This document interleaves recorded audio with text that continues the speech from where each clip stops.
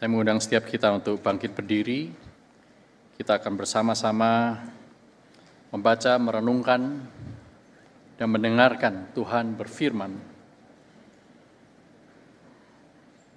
Ada 3 teks dalam Alkitab yang akan kita fokuskan bersama saat ini, yaitu yang pertama terambil dari Daniel pasal yang ke-7, ayat 13 sampai dengan ayat yang ke-14, Daniel pasal yang ke-7, ayat 13 sampai dengan ayat 14, saya akan membacakan bagi kita semua dari TB2. Daniel 7 ayat 13, demikian bunyi firman Tuhan.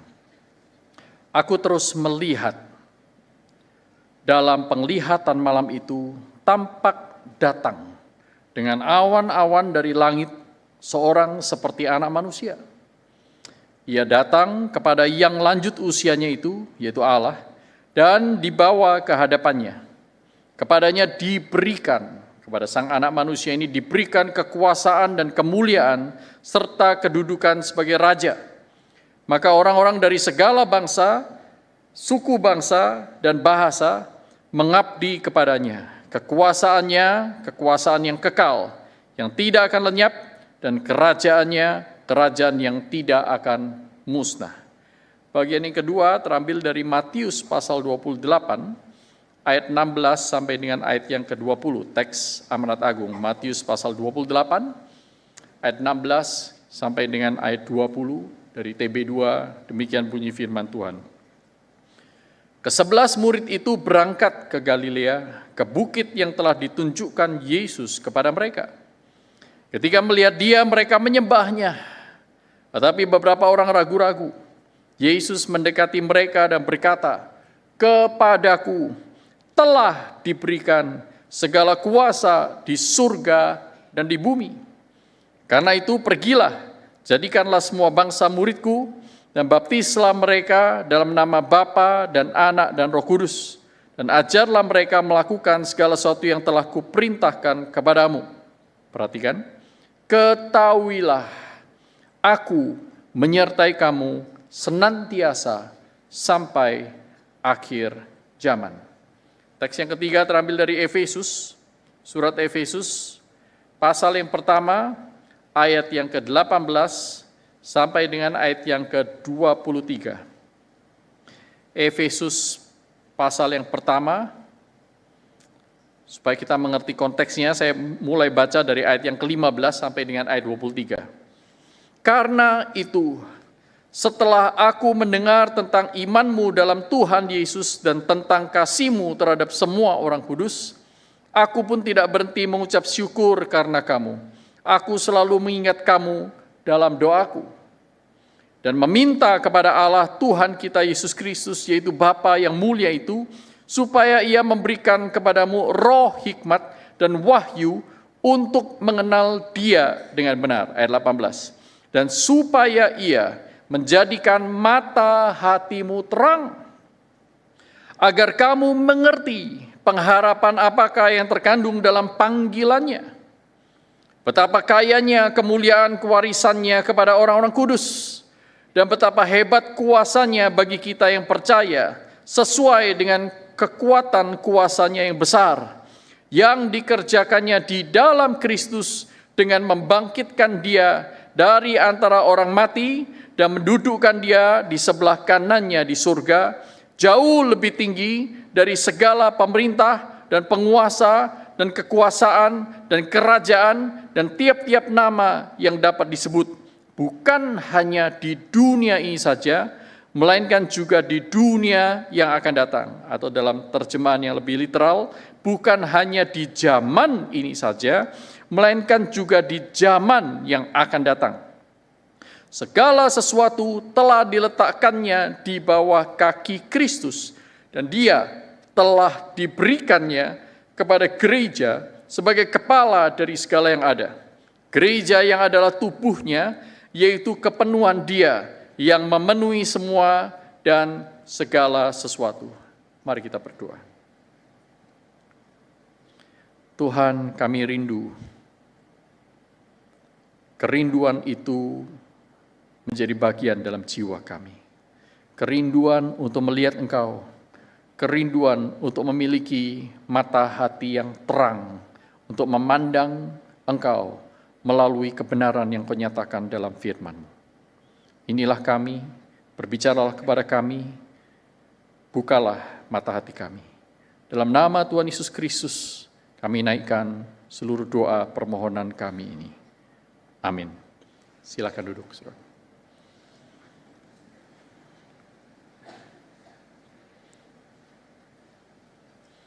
Masih ingatkah Anda ketika berpisah dengan orang yang Anda sangat kasih? Mungkin karena meninggal dunia, di samping peti jenazah atau ranjang yang ada di rumah sakit. Atau perpisahan itu bisa juga disebabkan karena Anda akan merantau, meninggalkan keluarga besar Anda. Orang tua yang selama ini membesarkan, mengasihi, dan mengasuh Anda, harus terpaksa mengantar Anda, entah itu ke pelabuhan, atau ke stasiun kereta, atau ke bandara, atau terminal, angkutan kota. Anda harus pergi, meninggalkan tempat di mana Anda dibesarkan, untuk pergi ke Karawaci misalnya. Masih ingat tahun-tahun itu? Apa yang terjadi dalam diri Anda? Ada perasaan sedih. Tetapi pada saat yang sama ada perasaan excited. Saya akan pergi untuk menimba ilmu, saya akan pergi untuk mencari kehidupan yang lebih baik. Saudara akan memiliki pengalaman-pengalaman yang baru, tetapi tidak bisa disangkali. Ada perasaan hancur ketika Anda melihat orang tua Anda dengan mata yang berkaca-kaca, mengayunkan, melambaikan tangannya. Nah, pada saat itu keraguan, ketidakmengertian, kegundahan tiba-tiba menyergap sukma dan relung hati Anda. Perpisahan memaksa kita masuk dalam pengalaman, bergaul dengan the unknown, yang tidak kita ketahui, the unpredictable, yang tidak bisa kita prediksi. Pertanyaan-pertanyaan selama perjalanan Anda menjauh secara fisik dengan orang tua, orang yang Anda kasih, itu semakin lama semakin banyak. Jangan-jangan ini kali terakhir saya akan melihat papa saya akan melihat mama saya. Apakah papa saya akan baik-baik saja setelah ini? Apakah mama saya akan sembuh dari penyakitnya atau malah semakin parah? Bagaimana kalau terjadi sesuatu dengan mereka? Saya berada di tempat yang jauh, tidak mungkin bisa kembali lagi. Uangnya mahal sekali untuk beli tiket. Bagaimana dengan adik saya yang selama ini kalau curhatnya sama saya? Nanti dengan siapa saya akan curhat? Dia akan curhat. Bagaimana dengan kakak saya? Bagaimana ini? Bagaimana itu? Bagaimana kalau ini terjadi? Bagaimana kalau itu terjadi? Saudara, demikianlah perpisahan di antara manusia yang sangat terbatas. Para murid pun, para murid Kristus mengalami kegundahan yang sama. Tuhan, kemana Engkau akan pergi? Berikan kami tahu jalannya. Aku akan pergi kepada Bapa. Tuhan, beritahu Bapa itu kepada kami. Itu sudah cukup bagi kami. Mereka tidak mengerti apa yang Tuhan Yesus sedang katakan. Ketika Tuhan Yesus berkata dia akan pergi dan sejenak meninggalkan mereka. Termasuk juga dalam teks Matius 28 yang tadi kita baca. Itulah sebabnya Tuhan Yesus menyingkapkan, saudaraku, di masa-masa perpisahan itu. Ketika Tuhan Yesus akan meninggalkan mereka, baik dia akan ke kayu salib atau dia akan naik ke surga. Tuhan Yesus menyingkapkan banyak sekali kebenaran-kebenaran rohani kalau saudara mau teliti kitab suci. Agar para murid mengerti apa yang sebenarnya sedang terjadi ketika dia pergi. Melalui kenaikannya ke surga, bagaimana seorang murid Kristus melihatnya. Ada banyak sekali kebenaran, saudara. Tetapi hari ini kita akan menyimak minimal itu dua hal. Yang pertama yaitu bahwa ketika Tuhan Yesus pergi naik ke surga, dia bukan pergi untuk meninggalkan, tetapi dia pergi untuk memerintah sebagai raja. Saudara perhatikan dalam teks Matius 28 ayat 18 tadi, dia memulai kalimatnya dengan perkataan seperti ini. Kepadaku telah diberikan segala kuasa di surga dan di bumi. Saudara, ini bukan kalimat biasa, tetapi ini sebuah klaim. Seolah-olah Tuhan Yesus hendak mengatakan bahwa akulah Mesias yang dijanjikan. Akulah penggenapan janji Allah selama ratusan atau ribuan tahun di belakang. Akulah dia. Saudaraku, dari mana teks ini berasal? Kepadaku telah diberikan segala kuasa di surga dan di bumi. Kalau saudara cari-cari dalam perjanjian lama, sebenarnya Tuhan Yesus sedang merujuk kepada Daniel. Pasal 7 ayat 13 dan 14 yang tadi kita baca. Saudara. Perhatikan dalam Daniel tadi, disebutkan bahwa di malam hari itu Daniel mendapatkan sebuah visi. Dia melihat apa yang selama ini dia tidak lihat. Karena Allah menyingkapkan sebuah pandangan, sebuah penglihatan yang akan terjadi di masa yang akan datang. Dalam Daniel pasal 8 dikatakan bahwa masanya itu akan tiba dalam masa-masa tertentu. Apa yang akan terjadi, saudaraku? Daniel pasal 7 ayat 13 dia bilang, tampak datang dengan awan-awan dari langit seorang seperti anak manusia. Nah, kata anak manusia ini muncul berkali-kali, khususnya dalam Injil Markus dan juga dari beberapa tempat dalam kitab Injil yang lain. Kadang-kadang dia disebut sebagai anak manusia, kadang-kadang dia disebut sebagai anak Allah, tetapi merujuk kepada pribadi yang sama. Perhatikan ayat yang ke-14, kepadanya diberikan kekuasaan dan kemuliaan, serta kedudukan sebagai raja, maka orang-orang dari segala bangsa, suku bangsa dan bahasa mengabdi kepadanya, kekuasaannya kekuasaan yang kekal, yang tidak akan lenyap, dan kerajaannya kerajaan yang tidak akan musnah. Dia datang di dalam awan-awan. Saudara, ini merujuk kepada kenaikan Yesus ke surga. Dia datang kepada awan-awan menghadap kepada Sang Bapa.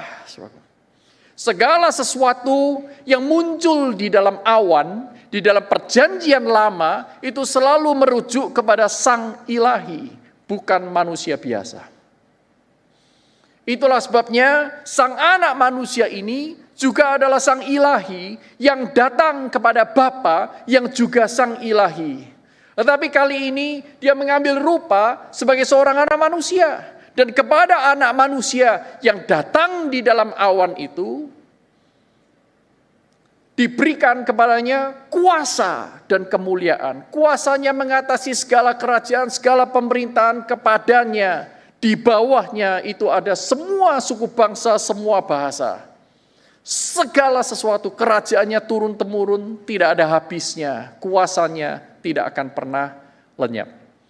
Saudaraku, ada banyak sekali gambaran-gambaran yang digunakan dalam Matius pasal 7 ini, yang sebenarnya sudah dipersiapkan di dalam Daniel pasal yang ke-6. N.T. Wright menyebutkan, saudara dan saya tidak bisa membaca pasal 7 tanpa membaca dulu pasal yang ke-6. Karena dalam Daniel pasal yang ke-6 itu mempersiapkan untuk kita mengerti gambaran yang terjadi dalam Daniel pasal yang ke-7. Kalau saudara membaca Daniel pasal yang ke-6, apa yang terjadi di sana? Di sana ada kisah Daniel dijebak oleh pejabat-pejabat yang iri hati kepadanya karena hikmatnya melampaui semua orang pintar di Babilonia, di Persia itu. Maka Daniel terpaksa harus dijebloskan ke dalam gua singa. Nah, saudaraku, di dalam gua singa itu Daniel berhadapan dengan singa-singa yang sudah kelaparan. Dan raja mau tidak mau membuat perintah, saudaraku, agar gua singa itu ditutup setelah Daniel dijebloskan ke dalamnya. Dan sang raja berkata, Daniel, kiranya Allah yang kau sembah dan layani itu akan memelihara dan menjaga engkau dari binatang-binatang buas. Maka raja itu tidak tahan untuk mendengar bagaimana singa-singa itu akan memakan habis Daniel dan bagaimana Daniel akan menjerit-jerit dengan lara dan sengsaranya. Maka raja cepat-cepat pulang, tapi hari itu dia tidak bisa tidur semalaman. Dia membayangkan hal-hal yang buruk karena memang tidak ada bayangan di dalam Raja Darius bahwa seseorang bisa lepas dari gua singa. Maka pagi-pagi dia tidak tahan, dia langsung pergi ke gua singa itu dan berteriak, Daniel, apakah Allahmu sanggup menyelamatkan kau? Apakah kau baik-baik di sana? Dan Daniel mengatakan, iya rajaku, Allahku sanggup. Aku baik-baik saja. Dia mengirimkan malaikatnya untuk mengatupkan semua mulut singa itu. Singa-singa ini menggambarkan dalam Daniel pasal yang ke-7 itu bahwa akan bangkit dari laut 4 binatang buas. Semuanya ini menggambarkan kekuasaan kerajaan yang ada di muka bumi, dan sampai yang terakhir itu adalah binatang yang keempat yang paling berkuasa di antara yang lain. Binatang yang mempunyai tanduk 10. Nah, saudaraku, ini semua dipersiapkan sejak dari binatang buas yang ada di gua itu. Dan ketika raja berjumpa dengan Daniel, raja memerintahkan batu itu digulingkan lagi untuk membuka, dan Daniel dilepaskan, saudaraku. Dan saudara bisa melihat pemandangan bagaimana Daniel dari gua singa, dan tampaknya gua ini ada cukup dalam, saudaraku. Dikatakan turun ke sana dan sekarang dia diangkat naik. Jadi Daniel ini diangkat naik, saudaraku, keluar dari gua singa dengan pemerintah-pemerintah di dalam gua itu, yaitu binatang-binatang buas itu. Dan kemudian kepadanya diberikan kuasa. Maka Daniel menjadi seorang yang berkuasa di zaman kerajaan Darius sampai zaman Koreshi. Nah, gambaran ini akhirnya mempersiapkan bagaimana sang anak manusia itu juga akan naik di dalam awan-awan dan kepadanya diberikan kuasa. Dan itu akhirnya digenapi di dalam perjanjian baru lewat Yesus naik ke surga. Kepadaku telah diberikan kuasa atas segala sesuatu yang di surga dan di bumi. Yesaya pasal 9 ayat 5 dan ayat yang ke-6 juga menubuatkan hal yang sama, saudaraku. Ini teks yang kita biasa baca atau kita renungkan pada saat Natal, saudaraku. Yesaya 9 ayat 5 sampai 6 berkata demikian, sebab seorang anak telah lahir untuk kita, seorang putra telah diberikan untuk kita, tampuk pemerintahan ada di atas bahunya, dan namanya disebut orang penasihat ajaib, Allah yang perkasa, Bapa yang kekal, dan Raja damai. Besar kekuasaannya, dan damai sejahtera tidak akan berkesudahan di atas tahta Daud dan di dalam kerajaannya, karena ia mendasarkan dan mengukuhkannya dengan keadilan dan kebenaran dari sekarang sampai selama-lamanya. Matius 28 ayat 18 menunjukkan kepada saudara dan saya bahwa Kristus yang naik ke surga adalah Kristus yang menerima kuasa untuk menjadi raja. Bukankah ini yang Kristus sendiri doakan dalam Yohanes pasal 17? Bapa, aku berdoa supaya engkau mempermuliakan aku dengan kemuliaan yang aku sudah miliki sebelumnya. Dia untuk sementara harus turun ke dunia, menjadi manusia, mengambil rupa seorang hamba, tetapi kemudian dia akan ditinggikan di atas segala sesuatu, sehingga Paulus berkata dalam Filipi pasal yang kedua, segala lidah akan mengaku, semua lutut akan bertelut, Yesus adalah Tuhan. Saudaraku, pertanyaannya adalah, kalau kenaikannya ke surga mengukuhkan Yesus adalah sang anak manusia, sang Mesias, Raja yang dijanjikan, itu berarti ia berkuasa atas segala sesuatu, atas dunia, Dia juga berkuasa atas saudara dan saya, atas hidup kita. Tidak ada sesuatu pun yang tidak berada di bawah kekuasaannya. Jikalau kenaikannya ke surga mengukuhkan sebuah kebenaran bahwa segala sesuatu yang terjadi di bumi ini ada di bawah kuasa pemerintahnya, pertanyaannya adalah, kenapa ya? Kok kita itu susah sekali melihat ya? Bagaimana saudara dan saya bisa melihat di dalam hidup sehari-hari Yesus itu sebagai Raja? Padahal secara kasat mata kita melihat hal-hal yang sebaliknya. Seolah-olah dunia ini tidak ada penguasanya. Raja bangkit melawan raja, bangsa bangkit melawan bangsa.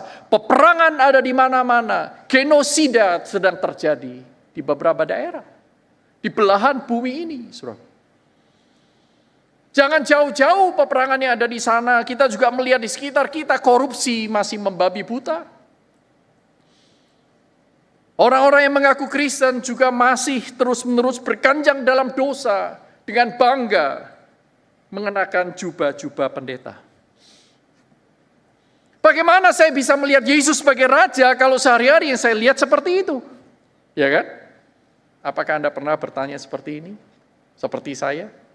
Saya bertanya, bagaimana caranya bisa melihat? Apalagi kita melihat banyak sekali keluarga rusak di sekitar kita, termasuk mungkin keluarga sebagian besar dari kita. Orang tua kita mungkin tidak memiliki kehidupan pernikahan yang sehat. Beberapa dari mereka cerai, kawin lagi.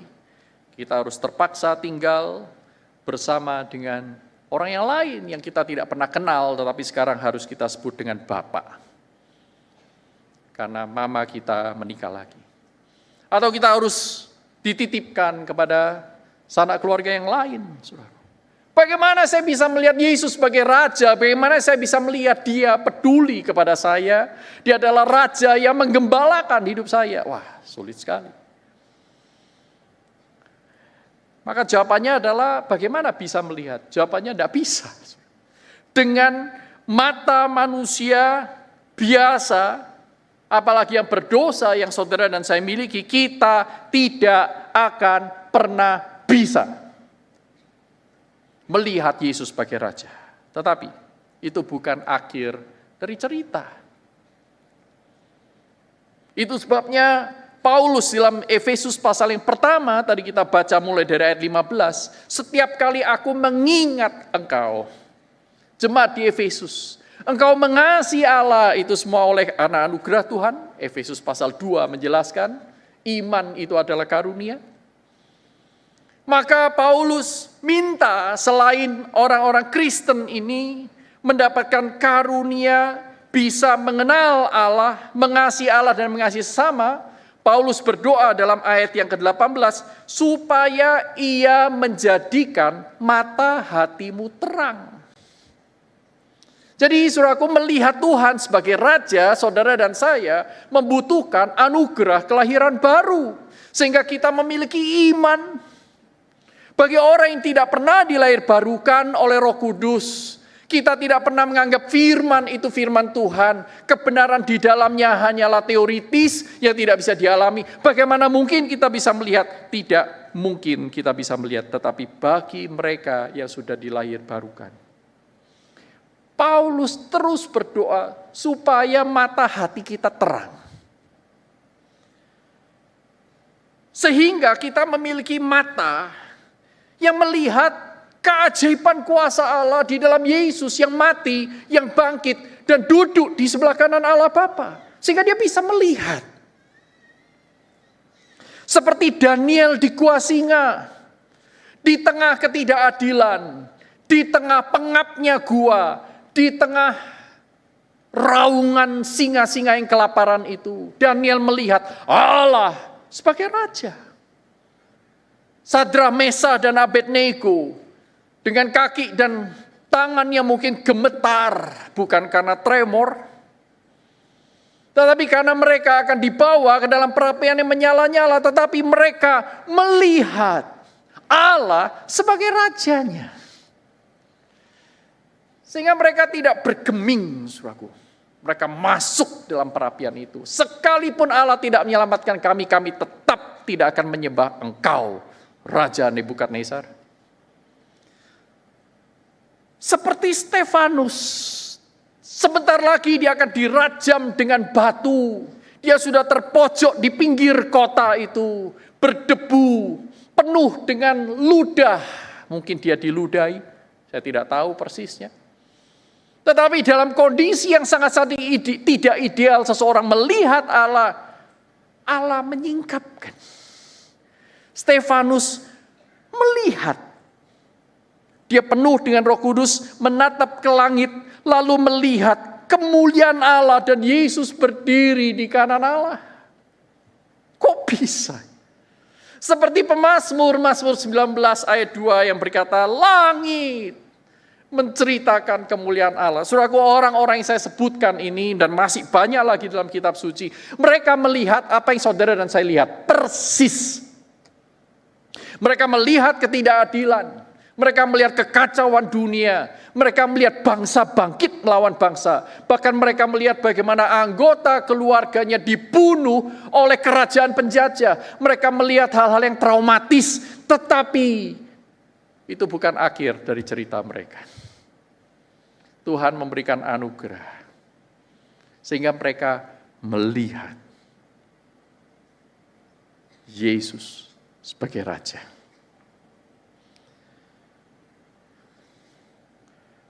Abraham Heng, seorang pemuda di Kamboja. Dia lahir di tengah keluarga Buddhis yang sangat taat. Dia diproyeksikan untuk menjadi pemimpin Buddhis di tempat di mana dia berada, di komunitas itu. Tetapi dia akhirnya bertumbuh menjadi seorang anak yang sangat nakal, pemberontak. Sampai suatu ketika dia dikejar-kejar oleh polisi dan dia bersembunyi di sebuah rumah dan ternyata rumah itu rumah seorang pendeta. Dan pendeta ini melindungi Abraham Heng dari kejaran polisi. Pendeta ini memberitakan Injil. Tuhan menggunakan pemberitaan Injil itu untuk melahirbarukan Abraham Heng.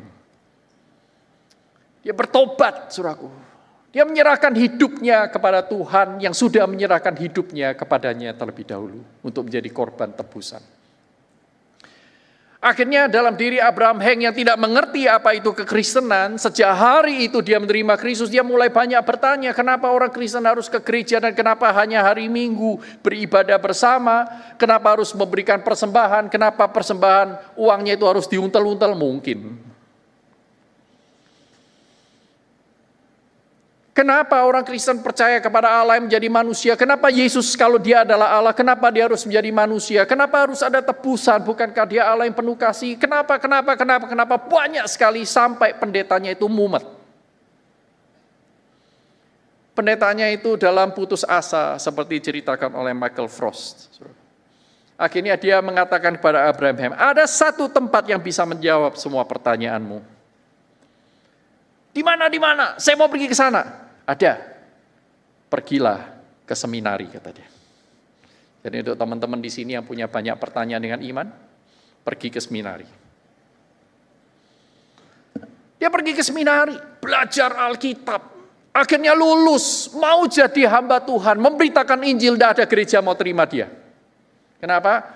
Karena dia, sudah tahu dia anak nakal, masa lalunya, tampangnya, pakaiannya tidak seperti pendeta-pendeta pada umumnya. Pendeta pada umumnya menggunakan pakaian putih, safari, rapi, bersih, rambut klimis. Suraku. Abraham nggak bisa, suraku. Dia bisanya pakai jaket kulit, celana jeans, kaos oblong. Mungkin ada kalung berwarna emas, banyak sekali rentengan-rentengan. Tidak ada orang, tidak ada gereja mau terima dia. Setiap kali dia diinterview, dia ditolak. Satu kali dia berdoa kepada Tuhan, Tuhan tunjukkan kemana engkau ingin aku melayani, sambil berdoa, sambil dia melihat di seberang sungai. Polisi-polisi datang bertrek-trek, saudaraku, membredel, menggusur perkampungan warga. Mereka digusur dengan paksa, dengan hanya membawa pakaian yang melekat di tubuh mereka sambil membawa beberapa kantongan plastik baju yang bisa mereka selamatkan. Mereka naik ke truk, dipindahin. Saudaraku, Abraham Heng merasa, ini tempatku. Ini jemaat Tuhan yang Tuhan ingin aku layani. Maka dia cepat-cepat telepon kepada istrinya. Istriku, Tuhan tunjukkan ladang pelayanan untuk aku. Wah, puji Tuhan ya Pak. Istrinya pikir dia masuk di gereja besar. Abraham Heng segera mengambil motornya mengikuti iringan truk-truk itu sampai ke Andong Village of Settlement. Tempat orang-orang digusur itu dipindahkan, yaitu di pinggiran kota Phnom Penh. Dan mulailah di sana Abraham berkenalan satu dengan yang lain dan dia melihat, saudaraku, banyak sekali orang-orang itu butuhkan 1.000 keluarga, 1.000 kakak. 1.000 keluarga dipindahkan paksa. Mereka butuh makanan, mereka butuh air bersih, mereka butuh tempat tinggal layak, mereka butuh pendidikan. Dan banyak sekali yang lain. Dan Abraham Heng mulai dengan hati yang hancur berdoa. Tuhan, kalau Engkau adalah Raja, dan Andong Village ini bagian dari kerajaan, masa sih orang itu nggak dapat makan yang layak? Masa sih orang-orang di sini, warga kerajaanmu ini tidak mempunyai rumah yang layak? Masa sih mereka itu sakit-sakitan? Mulailah lewat doanya itu, Abraham Heng mulai telepon temannya satu persatu. Teman-teman di seminarinya yang sudah diterima masuk di gereja-gereja besar, di kota-kota yang besar, yang jauh secara ekonomi itu jauh lebih mapan. Dan dia mulai berkata, hai temanku, masih ingat aku? Oh iya, aku masih ingat kamu. Saya mungkin tidak secerdas kamu waktu di seminari, tapi satu hal yang saya tahu, kalau kamu tidak taat kepada Tuhan, kamu masuk neraka. Maksudmu apa? Abraham Heng berkata, Andong Village of Settlement butuh dana, butuh arsitek untuk mendesain tempat huni yang layak tinggal di daerah rawa-rawa.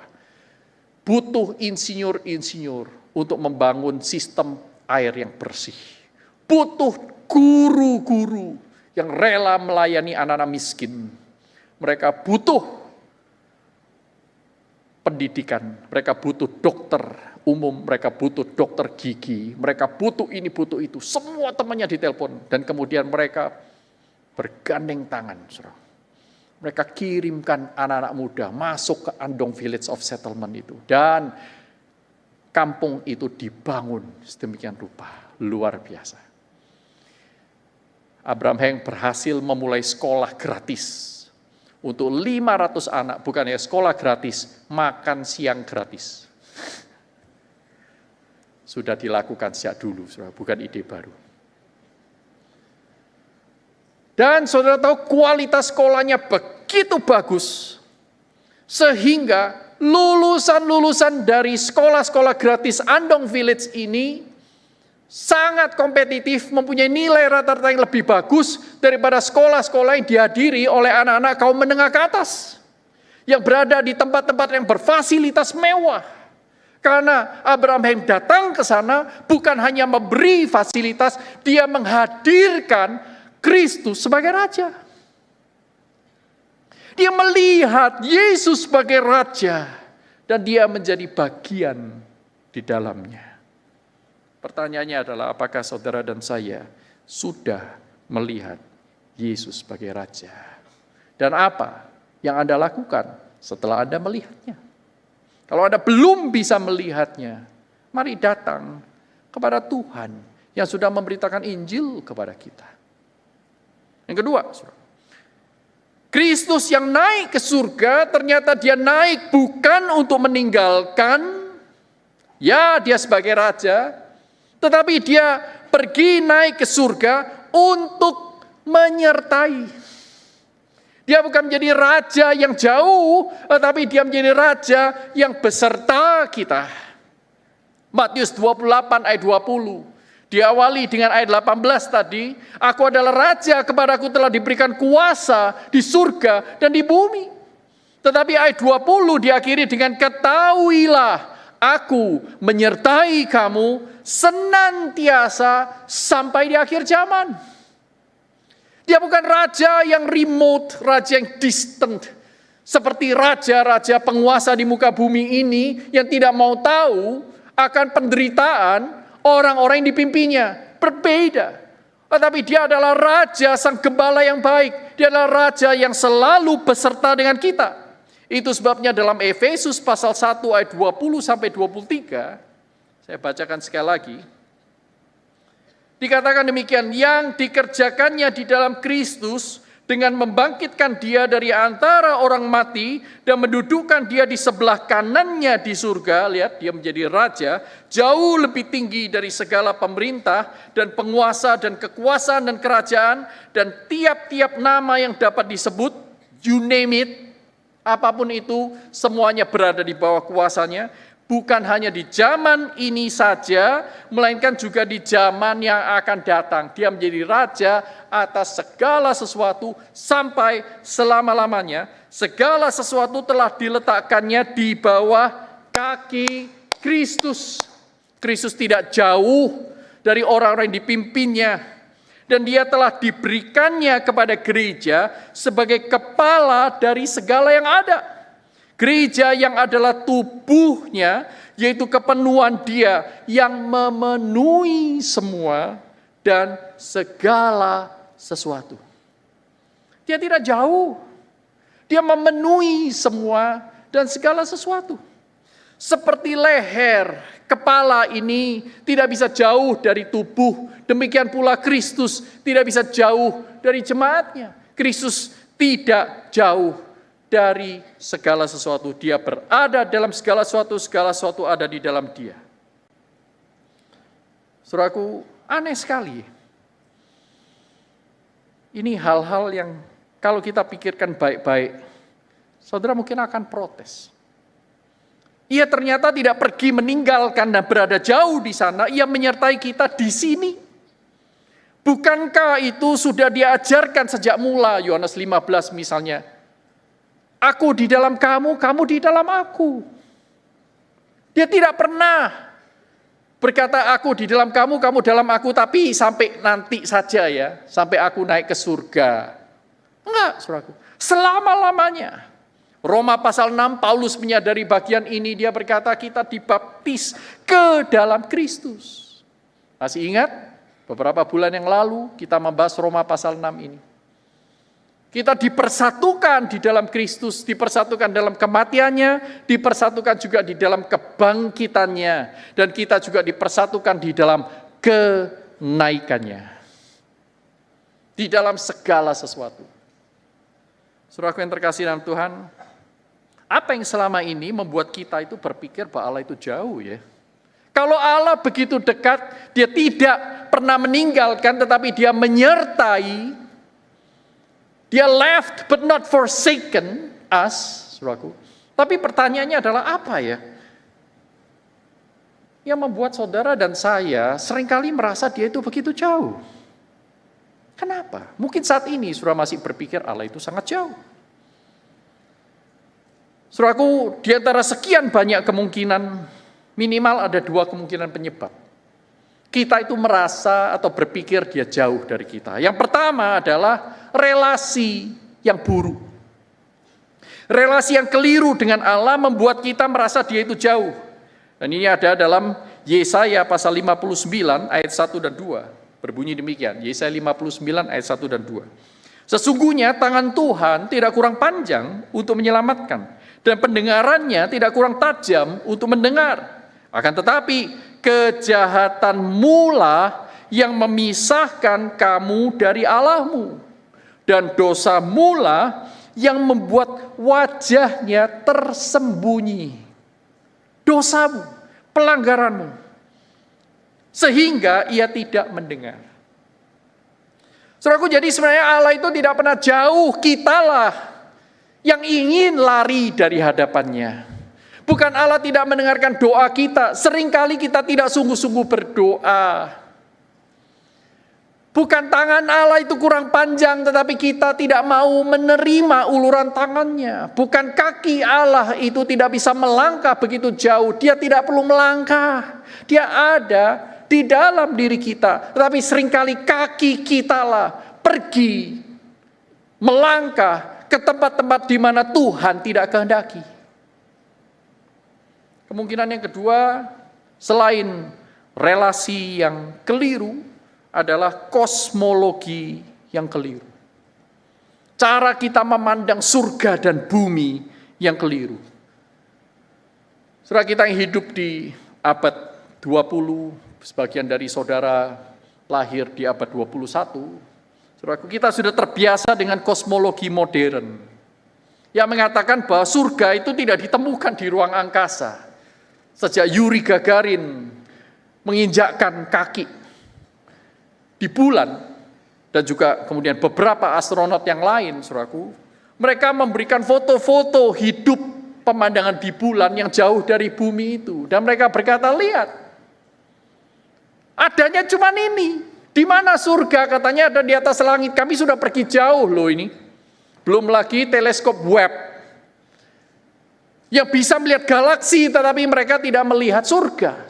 Sehingga ada orang yang berkata, oh ya, kamu tidak bisa melihat surga karena kamu masih pakai pakaian astronot kamu. Lepaskan itu, kamu langsung melihat Allah, katanya.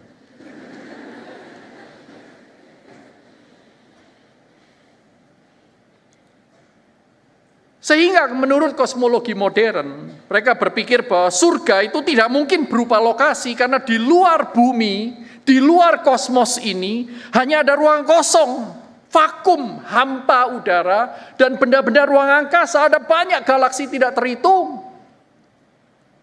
Tetapi tidak ada surga. Jadi perkataan apakah Yesus betul-betul naik ke surga, apakah itu berarti ia sebagai astronot yang pergi begitu jauh? Buat mereka surga tidak ada. Kalau surga tidak ada, kenaikannya ke surga adalah mitos, bukan kebenaran, fakta. Yang kedua, saudaraku, waktu orang Kristen melihat, waduh, kita tidak bisa nih melawan kosmologi modern ya, karena sudah ada fotonya, memang surga tidak ada di sana, surga itu bukan lokasi. Lalu bagaimana? Sebagian dari mereka kembali kepada filsafat Plato, kosmologi Platonis, yang mengajarkan bahwa surga itu sebenarnya adalah rumah bagi jiwa. It's a world of the soul. Dunia tersendiri dari jiwa. Ini adalah sesuatu yang imaterial, sesuatu yang spiritual. Sehingga surga itu purely spiritual, bukan material. Nah, di dalam pengertian seperti ini, Kristus naik ke surga, berarti dia melompati gap antara dunia material dan dunia spiritual yang tidak bersatu.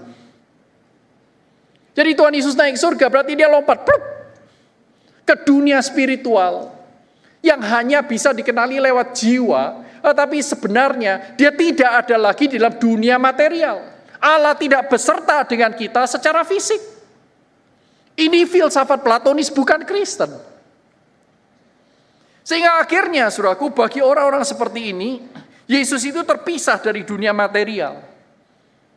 Kalau dia dianggap sebagai raja, dia tidak raja di dunia material.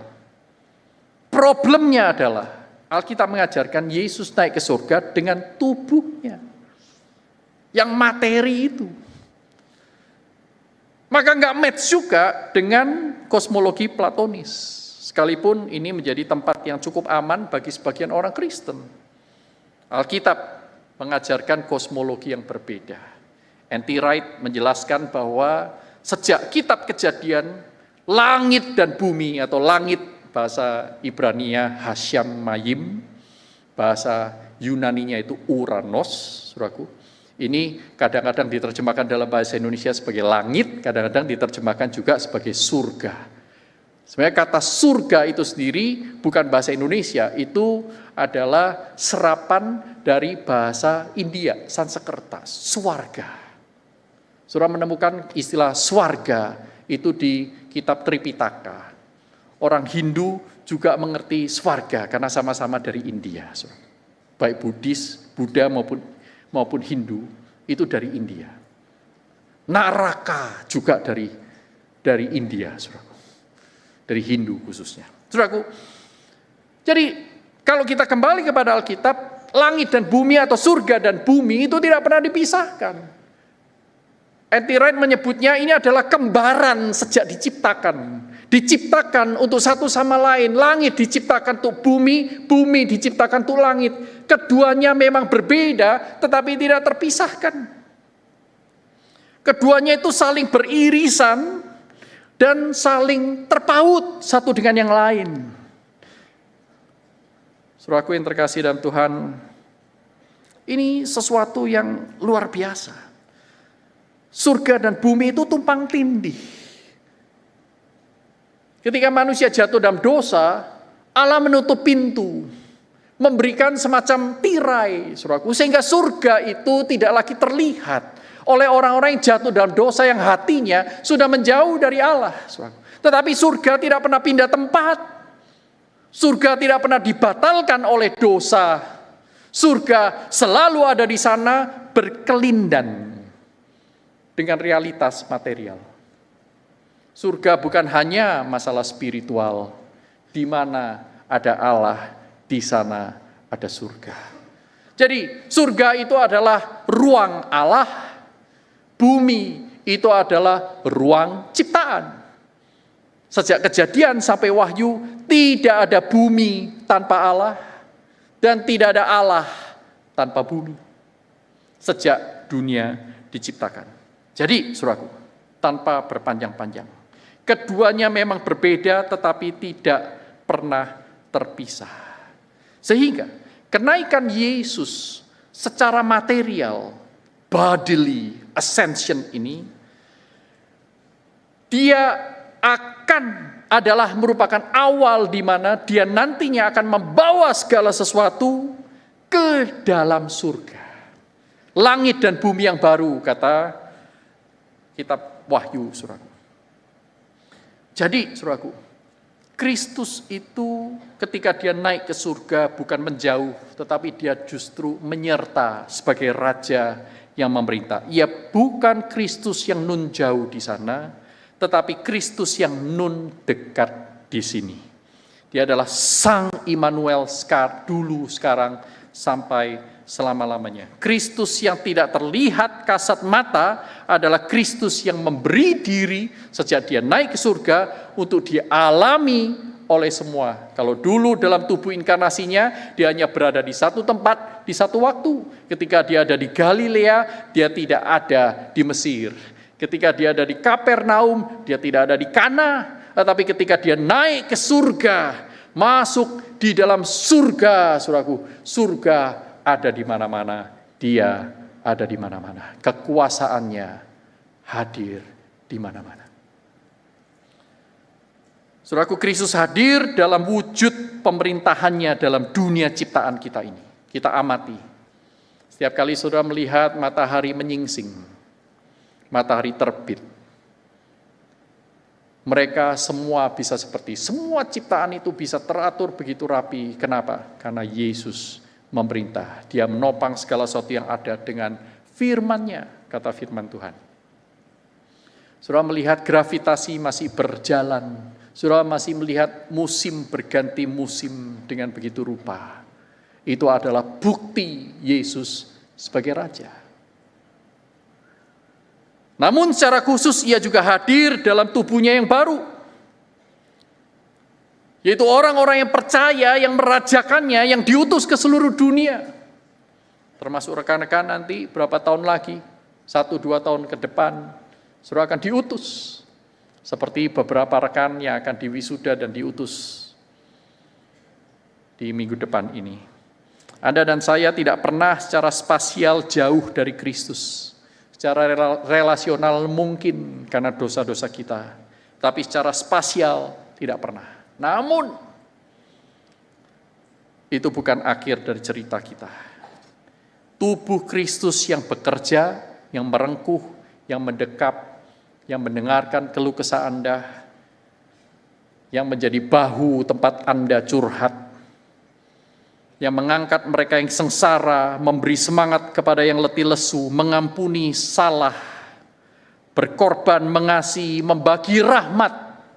Tubuh Kristus yang seperti itu masih ada di sekitar kita. Kita tidak pernah ditinggalkan Kristus.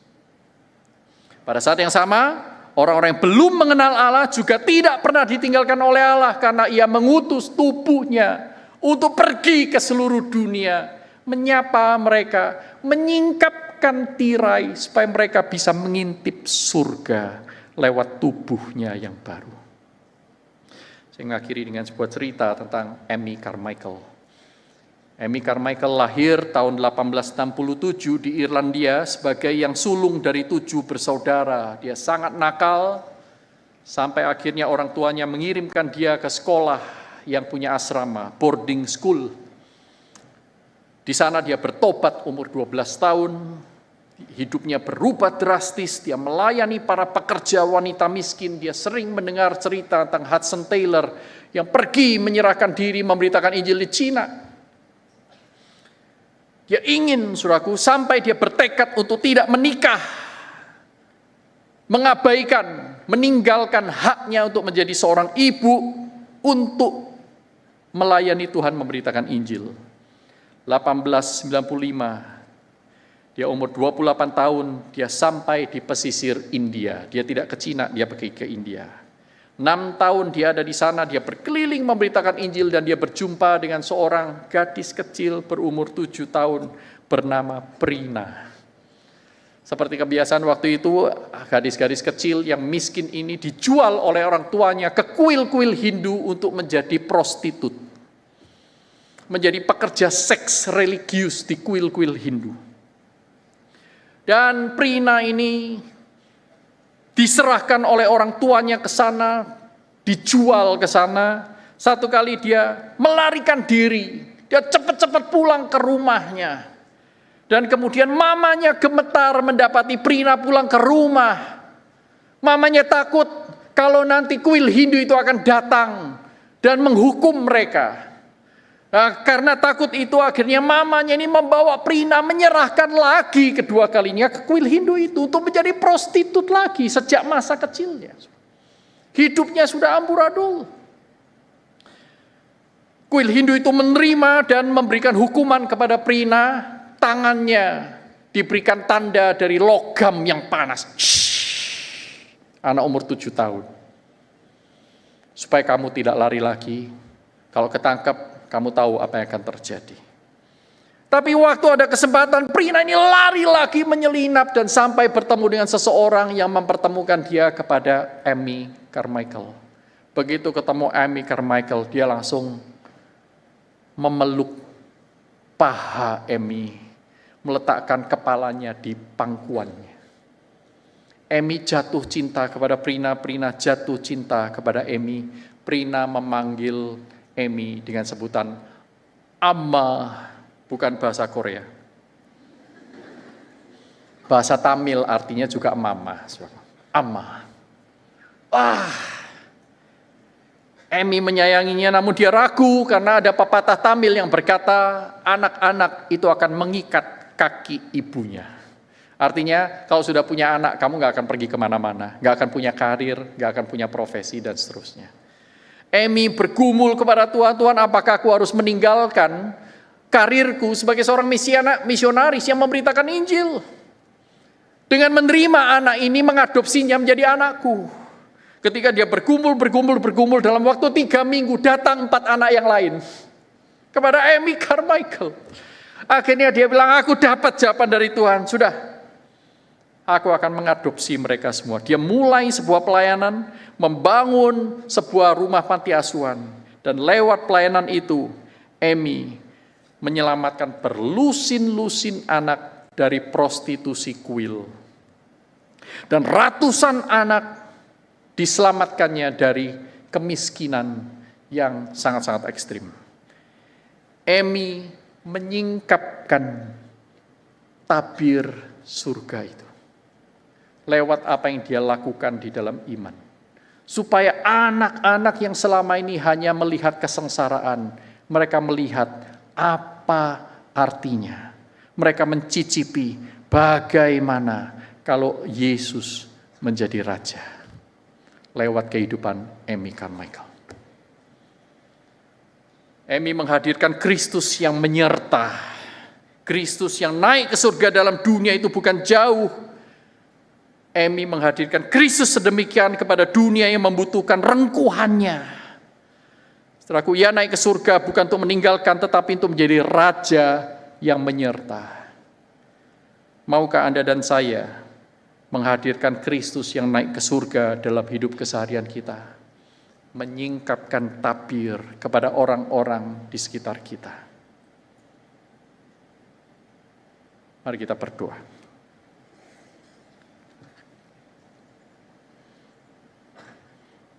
Tuhan, tolong kami untuk mengerti dan melihat dengan mata hati yang terang oleh karena anugerah-Mu. Yesus yang memerintah sebagai Raja juga atas kehidupan kami, masa depan kami, masa kini kami, masa lalu kami, keputusan-keputusan kami. Tuhan, kami mau Engkau menjadi Raja atas hidup kami. Tolong kami menghadirkan Engkau dalam hidup sehari-hari. Kristus yang sudah naik ke surga menjadi Raja yang menyerta Sang Immanuel. Tolong kami yang terbatas pengertian ini untuk menghidupi dengan cara-cara sederhana yang kami sudah pahami oleh karena kasih dan pertolongan Roh Kudus. Dan dari sana kami rindu kami terus bertumbuh. Tuhan, persiapkan kami di tempat ini sehingga suatu saat ketika Tuhan utus kami boleh menghadirkan Kristus seperti Abraham Heng, seperti Amy Carmichael, seperti orang-orang di sekitar kami yang sudah menyingkap tabir sehingga kami boleh melihat surga di bumi ini. Tolong kami, dalam nama Tuhan Yesus Kristus kami berdoa. Amin.